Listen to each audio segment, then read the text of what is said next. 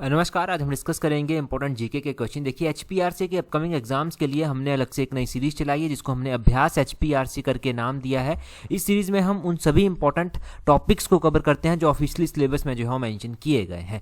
और इस सीरीज के अभी तक 51 पार्ट हो चुके हैं। ये 52 नंबर का पार्ट हम डिस्कस कर रहे हैं।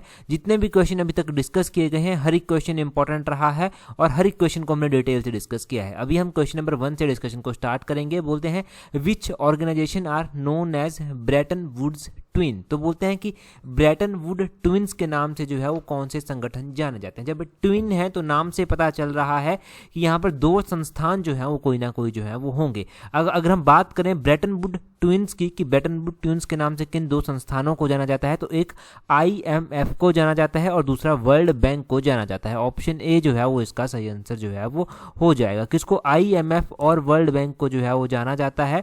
अगर हम बात करते हैं कि ये ब्रेटन वुड जो एक एग्रीमेंट भी हुआ था ये कौन से ईयर में हुआ था, तो ब्रेटन वुड एग्रीमेंट 1944 में हुआ था।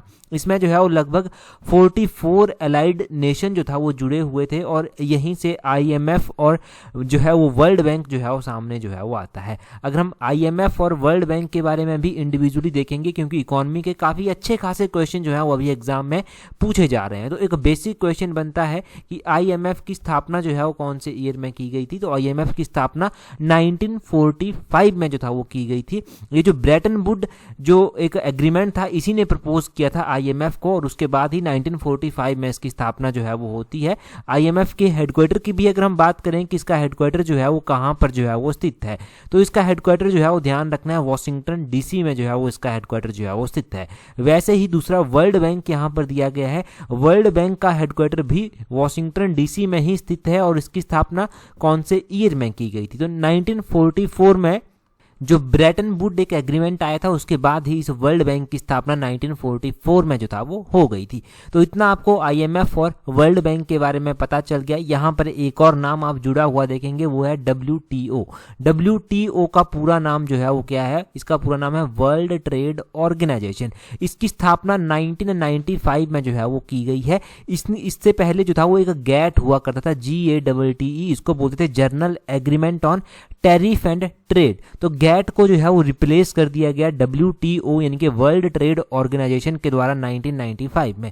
तो WTO की स्थापना कब हुई थी ये पता चल गया। हम WTO के हेडक्वार्टर के बारे में भी जान लेते हैं कि इसका हेडक्वार्टर जो है वो कहाँ पर जो है वो स्थित है। तो WTO यानी कि वर्ल्ड ट्रेड ऑर्गेनाइजेशन का हेडक्वार्टर जेनेवा स्विट्जरलैंड में जो है वो स्थित है। तो इतना सब यहाँ से जो है वो बेसिक आप ब्रेटन वुड ट्विन्स और WTO के बारे में ध्यान रखना।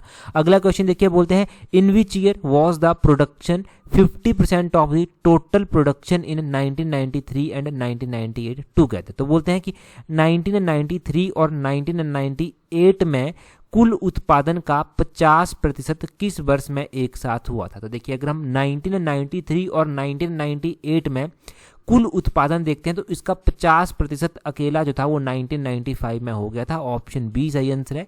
अगर ये क्वेश्चन एग्जाम में पूछा जाता है तो एज सच पूछते जाने की पूरी संभावना जो है वो इसको रहेगी। हम यहाँ पर थोड़ा सा रिवाइज कर लेंगे 5 ईयर प्लान के बारे में। बेसिकली आपने 5 ईयर प्लान के बारे में बहुत कुछ अभी तक पढ़ा होगा, परंतु कुछ रिवीजन करना यहाँ पर जो है वो ज़रूरी है कि क्या क्या इसके बारे में जो है वो पूछा जा सकता है एग्जाम में। देखिए पहला जो 5 ईयर प्लान आया था वो कब जो था वो आया था, एक तो बेसिक ये क्वेश्चन जो है वो एग्जाम में बन जाता है। अगर हम फर्स्ट 5 ईयर प्लान की बात करें तो ये 1951 में जो है वो आना स्टार्ट हो जाता है। 5 ईयर प्लान है तो ऑब्वियसली 5 साल का प्लान जो है वो कोई रहा होगा, तो ये प्लान जो है वो 5 साल का ही था और ये प्लान जो है वो 1951 से 56 तक रहा। ये एक हारोद डोमर मॉडल था जिसके ऊपर ये बेस्ड था। इसमें एग्रीकल्चर, इरिगेशन, इलेक्ट्रिसिटी जैसी चीज़ों के ऊपर ज़्यादा फोकस किया गया। सेकंड 5 ईयर प्लान 1956 में स्टार्ट हो जाता है, 1961 तक चलता है। ये एक PC मेहलोनोबिस मॉडल था। इसके ऊपर जो था वो इस मॉडल के ऊपर ये बेस्ड था और इसमें हैवी इंडस्ट्रीज के ऊपर ज़्यादा फोकस किया गया था। उसके बाद थर्ड 5 ईयर प्लान आया 1961 से 66 तक और थर्ड 5 ईयर प्लान जो है इसके बाद आता है एक प्लान हॉलीडे कर। ये प्लान हॉलीडे 1966 से 69 तक जो था वो रहा था। ठीक है जी। अगर हम 1993 की बात करते हैं तो 1993 में ये जो है वो 8th 5 ईयर प्लान जो था वो हुआ करता था। जो 8th 5 ईयर प्लान था इसका टेन्योर 1992 से स्टार्ट हो गया था और 1997 तक जो था वो रहा था। और 8th 5 ईयर प्लान के बाद जो है ये जो 1998 है ये 9th 5 ईयर प्लान इस टाइम हुआ करता था। 1998 में जो है वो 9th 5 ईयर प्लान हुआ करता था। 9th 5 ईयर प्लान 1997 से 2002 तक जो था वो चला था। तो ये 5 ईयर प्लान के बारे में बेसिक जानकारी यहाँ से याद रखनी है। अगला क्वेश्चन देखिए क्या बोलते हैं। अब बोलते हैं a bank opened in SEZ in India comes under which category. ये SEZ है क्या, बेसिकली SEZ है स्पेशल इकोनॉमिक जोन। तो बोलते हैं कि बैंक, एक ऐसा बैंक जिसकी यहाँ पर बात की गई है बैंक की, एक ऐसा बैंक जो स्पेशल इकोनॉमिक जोन में खोला जाता है वो बैंक किस श्रेणी में जो है वो आता है।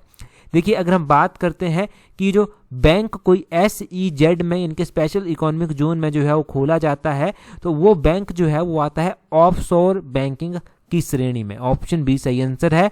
अगर स्पेशल इकोनॉमिक जोन के बारे में थोड़ा सा आपको मैं बताऊं तो देखिए ये एक ऐसा इकोनॉमिक जोन बनाया जाता है जहां पर जो है जो आप कहेंगे कि पूरी कंट्री में जो इकोनॉमी है और उस इकोनॉमी को जो रेगुलेट करने वाले लॉ हैं वो जो है वो SEZ में डिफरेंट होते हैं। बेसिकली ये एक जो है वो एक ऐसी जियोग्राफिकल एरिया है, एक ऐसी जियोग्राफिकल कंडीशन है जहाँ पर जो है वो बाकी जो पूरी कंट्री है वहाँ से हटकर जो है वो थोड़ी कंडीशंस जो है वो होती हैं, तो उसको एक SEZ स्पेशल इकोनॉमिक जोन जो है वो बोल दिया जाता है।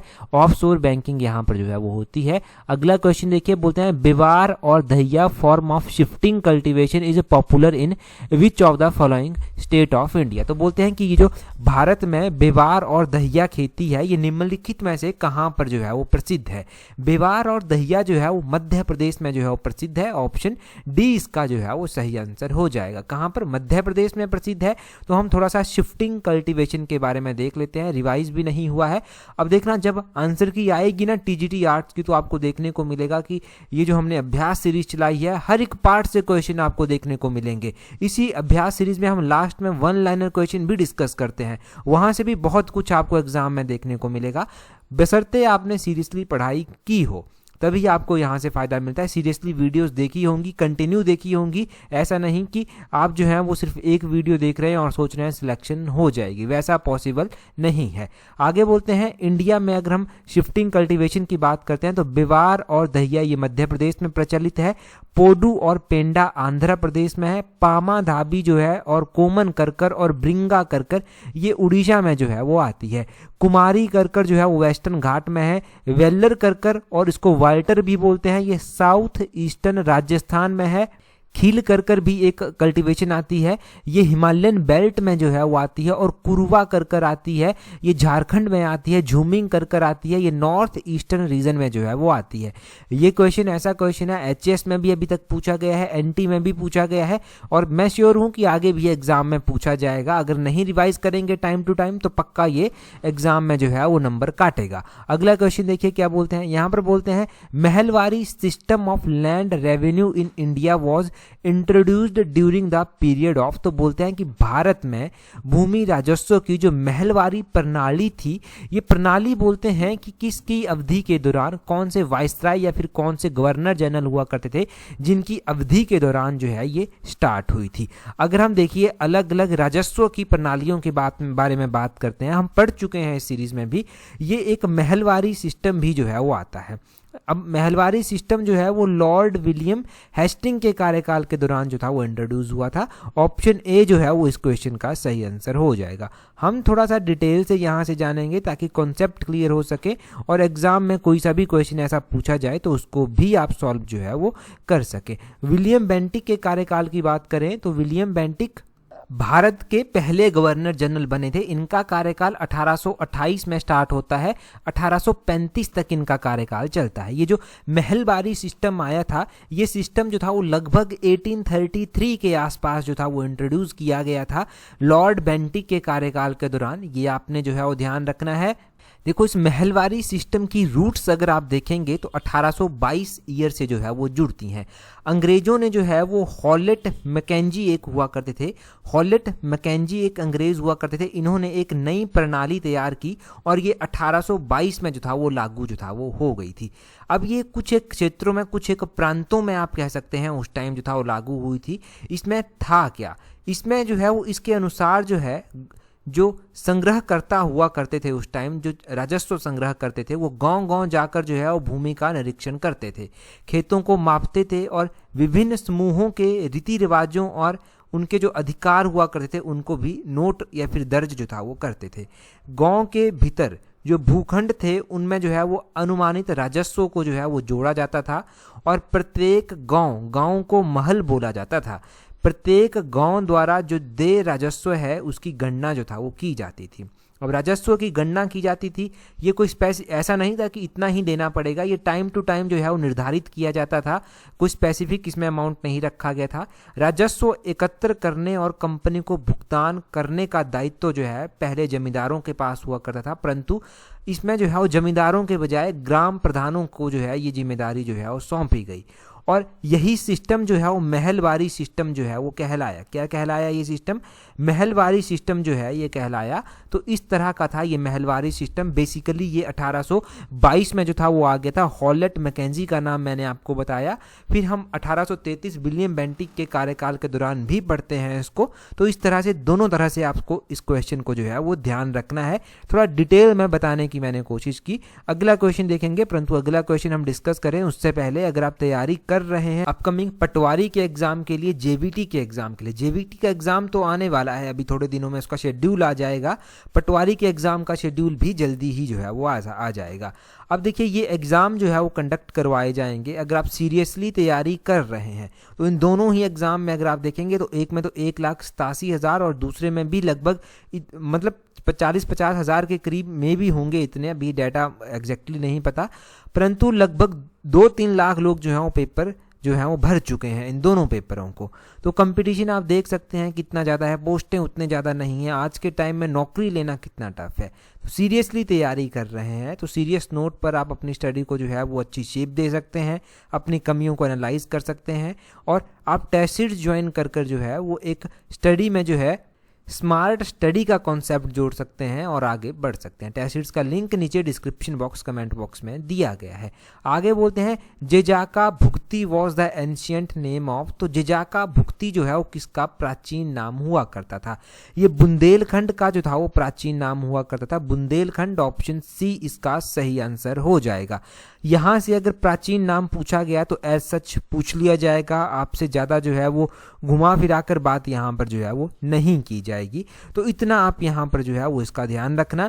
अच्छा, यहाँ पर मैं आपसे एक क्वेश्चन ही पूछ लेता हूँ। क्वेश्चन आपसे जो है वो हिस्ट्री का क्वेश्चन जो है वो पूछा जाएगा, थोड़ा सा रिवीजन भी जो है वो आपका हो जाएगा।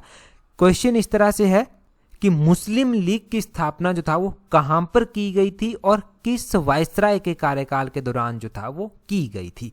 अब कौन से ईयर में की गई थी ये तो मे भी आपको पता होगा, परंतु बाकी डिटेल में आप बताइए कि कहाँ पर की गई थी, कब की गई थी और किस वायसराय के कार्यकाल के दौरान की गई थी। अगला क्वेश्चन देखिए क्या बोलते हैं which of the following does not belong to Sapta Sindhu और 7 रिवर मेंशनड इन ऋग्वेदा। तो बोलते हैं कि सप्त सिंधु का वर्णन ऋग्वेद में देखने को मिलता है, इनमें से कौन सा जो है वो सप्त सिंधु में जो है वो नहीं आता।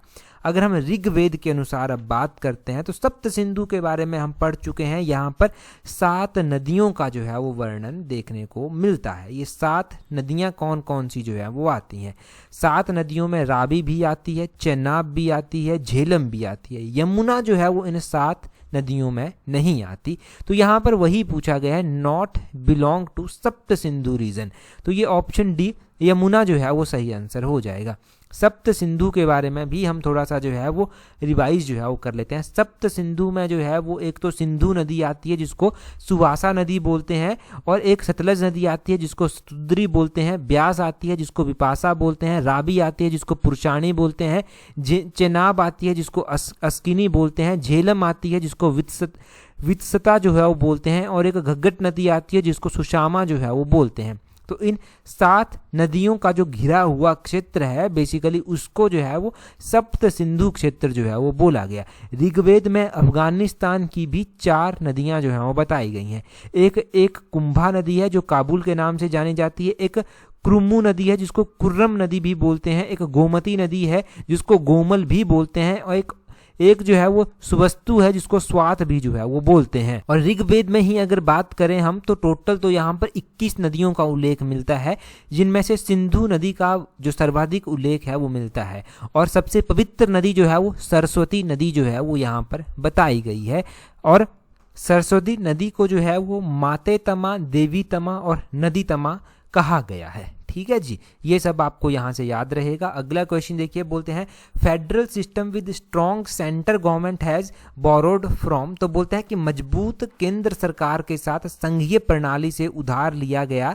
तो बोलते हैं कि federal system with strong centre, मतलब सेंटर ज़्यादा स्ट्रॉन्ग होगा, एक ऐसा फेडरल सिस्टम लिया गया। ये कहाँ से जो है वो, मतलब कहाँ से का मतलब है कि कौन सी कंट्री से लिया गया। जब हमारा कॉन्स्टिट्यूशन बना तो हमने बहुत सारी चीज़ें बोरो कर की, और कंट्री से हमने उधार ली या फिर और कंट्री से हमने जो है ये चीज़ें अडॉप्ट कर ली। तो फेडरल सिस्टम हमने कनाडा से लिया था। ऑप्शन सी इसका सही आंसर जो है वो हो जाएगा। अगर हम यही देखेंगे कि कौन सी कंट्री से हमने क्या चीज़ जो था वो बोरो की थी, तब भी एक इंपॉर्टेंट डाटा आपके पास याद होना चाहिए आपको। कनाडा की ही बात करते हैं, यहाँ से federal system with strong centre वाला प्रोविज़न हमने लिया। जो रेजिडरी पावर होती हैं सेंटर के पास वो यहाँ से ली। जो गवर्नर अपॉइंट किए जाते हैं वो सिस्टम भी हमने यहीं से लिया कि गवर्नर सेंटर के द्वारा ही अपॉइंट किए जाएंगे स्टेट में, वो हमने यहाँ से लिया। उसी तरह हमने जो है वो फ्रांस से भी जो है वो कुछ चीज़ें ली हैं जिसको हम फ्रेंच कॉन्स्टिट्यूशन बोलते हैं। यहाँ से हमने रिपब्लिक एंड आइडियल लिबर्टी, जिसमें इक्वलिटी फ्रेटर्निटी भी आता है प्रियम्बल में, ये सब जो है वो लिया है। इंग्लैंड से भी हमने कुछ चीज़ें जो है वो बोरो की हैं जिसको हम ब्रिटिश कॉन्स्टिट्यूशन बोलते हैं। ब्रिटिश कॉन्स्टिट्यूशन से हमने जो है वो पार्लियामेंट्री गवर्नमेंट जो है ये चीज़ ली है। सिंगल सिटीजनशिप भी हमने यहीं से ली है। यूएस कॉन्स्टिट्यूशन से हमने फंडामेंटल राइट लिए हैं। जुडिशरी इंडिपेंडेंट होगी, ये चीज़ हमने यूएस कॉन्स्टिट्यूशन से जो है वो ली है। तो ये सब आपने यहाँ पर ध्यान रखना है। अगला क्वेश्चन देखेंगे क्या बोलते हैं। अगले क्वेश्चन में बोलते हैं with reference to river of western coast consider the following. तो वेस्टर्न कोस्ट के बारे में कुछ दिया गया है। बोलते हैं most river flowing into Arabian sea form expensive deltas due to high sediment load. तो बोलते हैं कि अरब सागर में बहने वाली अधिकांश नदियाँ उच्च तटछट भार के कारण विशाल डेल्टा बनाती हैं। और आगे बोलते हैं Sharavati river is known for creating Jog fall, one of the highest in India. और बोलते हैं सारावती नदी जोग फॉल को बनाती है जो भारत के सबसे ऊंचे फॉल्स में से जो है वो एक है। आगे बोलते हैं Western Ghat are higher than the Eastern Ghat, कि वेस्टर्न घाट ईस्टर्न घाट से जो है वो हाइयर है। अगर बेसिक एनसीईआरटी पढ़ी हुई है हमारे साथ, पार्ट 1 से लेकर पार्ट 52 तक कंटिन्यू रिवाइज कर रहे हैं, तो मैंने बताया है कि Western Ghat are higher than Eastern Ghat. ये स्टेटमेंट सही होगी, एनसीईआरटी का बेसिक क्वेश्चन है। सारावती बोलते हैं, सारावती जो है वो सारावती नदी से जोग फॉल को पानी मिलता है और ये one of the highest India में आता है। तो ये भी बिल्कुल सही यहाँ पर जो है वो दिया गया है। और पहला स्टेटमेंट गलत है यहाँ पर कि most river flowing in Arabian Sea, कि वेस्टर्न घाट की जो है वो मैक्सिमम नदियाँ अराबियन सी में जाकर गिरती हैं, ये गलत है। दूसरा और तीसरा सही है। बोलते हैं correct option only 2 and 3 is correct. यहाँ पर थोड़ा डिटेल से देखिए। बोलते हैं western flowing river are short, ये छोटी हैं, और स्विफ्ट विद स्टीप ग्रेडियंट। और बोलते हैं they do not form delta, ये डेल्टा भी नहीं बनाती, ये एस्चुरीज जो है वो बनाती हैं। क्या बनाती हैं? ये एस्चुरीज जो है वो बनाती हैं, डेल्टा ये नहीं बनाती। ठीक है, तो इसलिए वो स्टेटमेंट गलत हो जाती है। वेस्टर्न और ईस्टर्न घाट की बात करते हैं तो वेस्टर्न घाट जो है वो हाइयर है ईस्टर्न घाट से। वेस्टर्न घाट का एल्टीट्यूड जो है वो 900 मीटर से 1600 मीटर तक वेरी करता है और ईस्टर्न घाट का लगभग 1600 मीटर तक जो है वो रहता है। तो ये वेस्टर्न और ईस्टर्न घाट के बारे में आपको पता होना चाहिए। अगले क्वेश्चन में बोलते हैं Delhi gets winter rainfall due to, star लगा लीजिए। बोलते हैं कि दिल्ली में सर्दियों में बारिश होती है किसके कारण? तो दिल्ली में जो सर्दियों में बारिश होती है यहाँ पर वो वेस्टर्न डिस्टर्बेंस के कारण होती है। ऑप्शन बी इसका सही आंसर है। During the winter season the north western part of India gets rainfall from western disturbance, western disturbance से ये जो है वो रेनफॉल प्राप्त करते हैं। और यहाँ पर आपको ध्यान रखना है कि यहाँ पर क्या पूछा गया था यहाँ पर पूछा गया था कि दिल्ली में जो रेनफॉल होती है वो किसके कारण होती है, वो वेस्टर्न डिस्टर्बेंस से होती है। और हमने यहाँ पर पढ़ा कि विंटर सीजन के दौरान north western part of India जो है वो वहाँ पर भी रेनफॉल होती है, वो किसके कारण होती है, वो भी वेस्टर्न डिस्टर्बेंस के कारण ही जो है वो होती है। तो ये 2 क्वेश्चंस या 2 पॉइंट्स आपने ध्यान रखने हैं, दोनों ही स्टार लगाकर ध्यान रखने हैं। किसी भी फॉर्म में एग्जाम में क्वेश्चन बन सकता है, पूछा जा सकता है। आपको तैयार रहना है इस क्वेश्चन का आंसर करने के लिए। अगला क्वेश्चन हम देखेंगे क्या पूछा गया है। अब हमारे पास कुछ 1 लाइनर क्वेश्चन चलते हैं, जिसमें इकोनॉमी के क्वेश्चन हम सबसे पहले ही डिस्कस करेंगे। बोलते हैं भारतीय वित्त आयोग की स्थापना कब हुई थी। तो भारतीय वित्त आयोग की स्थापना 22 नवंबर 1951 को हुई थी, 1951 में। भारत की प्रथम ग्रामीण बैंक की स्थापना कब हुई थी, कि भारत में पहला जो ग्रामीण बैंक था वो कौन से ईयर में बना था, वो 2 अक्टूबर 1975 को बना था। ठीक है जी। अगला क्वेश्चन बोलते हैं नरसिंह समिति किससे संबंधित है। जो नरसिंह कमेटी एक इकोनॉमी में बनाई गई थी वो बैंकिंग सुधारों से जो था वो संबंधित थी। अच्छा, कौन से ईयर की ये कमेटी थी, ये आप कमेंट कर कर बताएंगे, रिवीजन हो जाएगा जल्दी से। आगे बोलते हैं बुल एवं बियर शब्द किससे संबंधित है। बुल एवं बियर जो है वो शेयर मार्केट से जो है वो संबंधित है। ठीक है जी, bull and bear share market से संबंधित है। बुल का मतलब है कि शेयर के प्राइसेस बढ़ रहे हैं, वो बुल हो गया। और जो बियर है, बियर का मतलब है कि शेयर के प्राइसेस जो है वो गिर रहे हैं। ये टिपिकली नेगेटिव हो गया थोड़ा सा बियर, और बुल जो है वो जनरली पॉजिटिव जो है वो हो गया। आगे बोलते हैं वह मुद्रा जिसे नीची ब्याज दर पर प्राप्त किया जा सकता है उसे क्या बोलते हैं। तो उस मुद्रा को जो है वो सस्ती मुद्रा या चीप मनी जो है वो बोल सकते हैं। आगे बोलते हैं किस नियम के अनुसार कहा जाता है कि कम आय वाले उपभोक्ता अपनी आय का अधिकतम भाग भोजन पर व्यय करते हैं। तो एक जो है वो एंजल्स लॉ आता है, एंजल का नियम आता है, इसके अनुसार ये कहा जाता है कि कम आय वाले उपभोक्ता अपनी आय का अधिकतर भाग भोजन पर ही खर्च करते हैं। आगे बोलते हैं प्रत्येक वित्तीय वर्ष से ही व्यय के प्रत्येक मद का नया मूल्यांकन करके बजट बनाया जाता है। तो उसे क्या कहते हैं, तो उसे जो है वो जीरो बेस्ड बजटिंग बोलते हैं, शून्य आधारित बजटिंग बोलते हैं, जो नए सिरे से एक बजटिंग की जाती है। कंपनी द्वारा लाभांश की घोषणा की जाती है, कंपनी द्वारा सब्सक्राइब्ड मतलब अभिदत्त पूंजी पर जो है कंपनी द्वारा जो है वो लाभांश की घोषणा की जाती है। आगे बोलते हैं अधिधम पिटक की रचना किसने की थी। तो मोगलीपुत्र तीस ने तृतीय बौद्ध संगीति में इसकी रचना की थी। आगे बोलते हैं वह नव पाषाणिक स्थल जहाँ चावल के प्राचीनतम साक्ष्य मिलते हैं, ये साक्ष्य मिले हैं, वो जो है वो कोल्डी हवा जो है वो आता है। भितरी एवं जूनागढ़ अभिलेख संबंधित है। तो ये जो है वो स्कंदगुप्त के जीवन की महत्वपूर्ण घटनाओं से संबंधित है। हड़प्पकालीन स्थल जो सुकागेडोर है वो बोलते हैं कहाँ स्थित है, ये बलूचिस्तान पाकिस्तान में आता है। ऋग्वेद में उल्लेखित प्रमुख जो स्त्रियां हैं उसमें जो है वो लोपामुद्रा, घोषा, सिकता, अपाला एवं विश्वास जो है वो आते हैं। आगे बोलते हैं मौर्य काल में जो कंटक शोधन था वो फौजदारी अदालतों को बोलते थे। आगे बोलते हैं संगमकालीन ग्रंथ मणिमेखले के लेखक कौन है। तो वो शीतले सत्कार जो है वो आते हैं। आगे बोलते हैं विजयनगर साम्राज्य में यवन राज स्थापनाचार्य किया था, किसने किया था, ये कृष्ण देव राय ने जो था वो किया था। ठीक है। आगे बोलते हैं यहाँ पर अकबर ने तीर्थ यात्रा कर समाप्त किया था 1563 में। आगे बोलते हैं अकबर के काल में रामायण का फारसी अनुवाद किया था किसने, बदायूं ने जो है ये किया था। बदायूनी का नाम आपने ध्यान रखना है। लॉर्ड वेवेल द्वारा बुलाए गए शिमला सम्मेलन में बोलते हैं कांग्रेस का प्रतिनिधित्व किसने किया था। तो मौलाना अब्दुल कलाम के द्वारा किया गया था। आगे बोलते हैं इंडियन सोशियोलॉजिस्ट समाचार पत्र एक था, बोलते हैं इसका संपादन एवं प्रकाशन किसने किया था। तो वो श्यामजी कृष्ण वर्मा ने किया था। काकोरी कांड कब हुआ था, ये 9 अगस्त 1925 में हुआ था। उत्तर रेलवे के लखनऊ सहारनपुर संभाग के काकोरी नामक स्थान पर। प्रथम गोलमेज सम्मेलन कब संपन्न हुआ। तो ये 12 नवंबर 1930 से 13 जनवरी 1931 तक हुआ। द्वितीय गोलमेज सम्मेलन ये जो है वो 7 सितंबर 1931 से 1 दिसंबर 1931 तक हुआ। और तीसरा कब हुआ, थर्ड गोलमेज, जो आप कमेंट कर कर बताएंगे। 1937 में संपन्न चुनावों में कांग्रेस को बहुमत प्राप्त हुआ। कहाँ पर, 5 राज्यों में, इसमें मद्रास, संयुक्त प्रांत, संयुक्त प्रांत, मध्य प्रांत, बिहार एवं उड़ीसा आते हैं।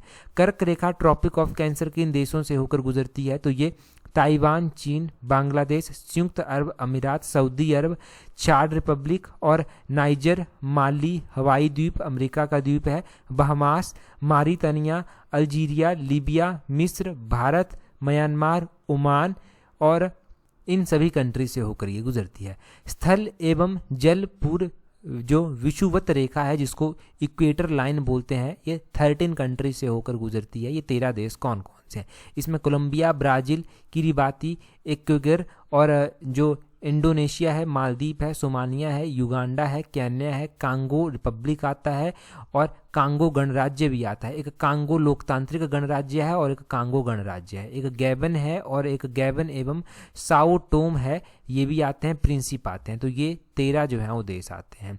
बोलते हैं कौन से अधिकार भारतीय संविधान के अनुच्छेद 32 के अंतर्गत परिवर्तित किए जा सकते हैं? तो फंडामेंटल राइट यानी कि मौलिक अधिकार। आगे बोलते हैं संविधान के किस अनुच्छेद के अंतर्गत सिखों द्वारा कृपाण धारण करना स्वतंत्रता का अंग माना गया है? ये आर्टिकल 27 के अनुसार माना गया है। सिखों द्वारा कृपाण धारण की जाती है वो आर्टिकल 27 के अकॉर्डिंग उनका फंडामेंटल राइट है। भारतीय संविधान का छुआछूत उन्मूलन से संबंधित अनुच्छेद कौन सा है? तो वो आर्टिकल 70 आता है, 17 नंबर आर्टिकल आता है, आर्टिकल 17। आगे बोलते हैं संसद के लिए राष्ट्रपति का अभिभाषण तैयार करता है केंद्रीय मंत्रिमंडल, ये तैयार करता है। भारतीय संविधान में समानता का अधिकार 5 अनुच्छेदों में है, ये कौन से हैं? ये आर्टिकल 14, 15, 16, 17, 18, 14, 15, 16, 17, 18 ये 5 आर्टिकल आते हैं। यदि पृथ्वी का गुरुत्वाकर्षण बल अचानक लुप्त हो जाए तो क्या होगा? वस्तु का भार शून्य हो जाएगा परंतु द्रव्यमान वही रहेगा। आगे बोलते हैं मृग मरीचिका का क्या कारण है? तो इसका कारण प्रकाश का पूर्ण आंतरिक परावर्तन है। और बोलते हैं नैनो प्लग संबंधित है, नैनो प्लग हीरिंग एड से संबंधित है, सुनने के यंत्र से। मोनाजाइट अयस्क है, मोनाजाइट थोरियम का अयस्क है। और बोलते हैं हेयर जिस प्रोटीन का बना होता है उसे क्या कहते हैं? तो बाल की जो प्रोटीन है वो केराटिन प्रोटीन आती है। स्वस्थ मनुष्य का रक्तचाप क्या होता है? तो वो 120 मिलीमीटर से 80 मिलीमीटर तक होता है। आगे बोलते हैं रुधिर के प्लाज्मा में एंटीबॉडी निर्मित होती है, तो रुधिर के प्लाज्मा में जो है वो लैम्फोसाइट द्वारा होती है। हृदय को रक्त का संभरण करने वाली धमनियां कहलाती हैं, तो वो जो है वो कोरोनरी आर्टरीज कहलाती हैं, हृदय धमनियां उनको हिंदी में बोलते हैं। तो ये 1 लाइनर क्वेश्चन थे। अगला क्वेश्चन देखिए, यहाँ पर बोला गया है the Kailashnath temple in Ellora was build by which density? तो बोलते हैं कि एलोरा के कैलाशनाथ मंदिर किस राजवंश के द्वारा बनाए गए थे? ये आप कमेंट कर बताएंगे। इससे पिछले एडिशन में हम डिटेल से पढ़ चुके हैं। टेलीग्राम पर ज्वाइन करने के लिए अपने टेलीग्राम से @allexam31 सर्च करना, आपको हमारा टेलीग्राम चैनल मिल जाएगा। आज की इस वीडियो में इतना ही है। That's all for today. Thank you very much for watching and listening it very patience.